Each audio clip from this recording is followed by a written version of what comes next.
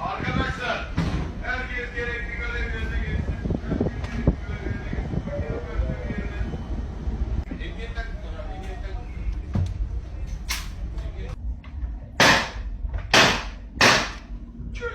Abi ateş ediyorlar. Fikret abi, Fikret abi buraya gel.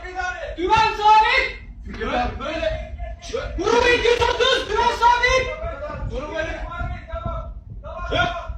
Çöktüm abi. Vur abi dikkat et. Allah'ım ya.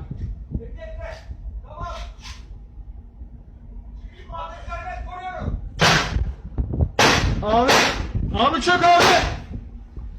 Abi dikkat et. Grubu böyle diyor. 235. Kendini. Abi dikkat et abi. Koruyu kendini. Kendini.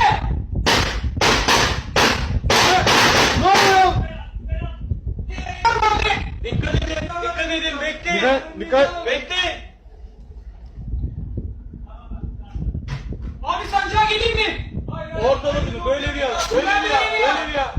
Kimse kafanı çıkartmasın. Vurdular. Abi, Fikret abi buraya gel. Geriye gel Fikret abi. Güven sabit. Böyle. Grubu 230. Güven sabit. Durmayın. Tamam.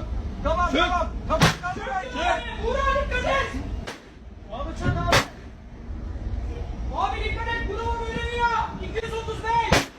Kendinizi koruyun. Koruyun kendinizi. Vur kendini.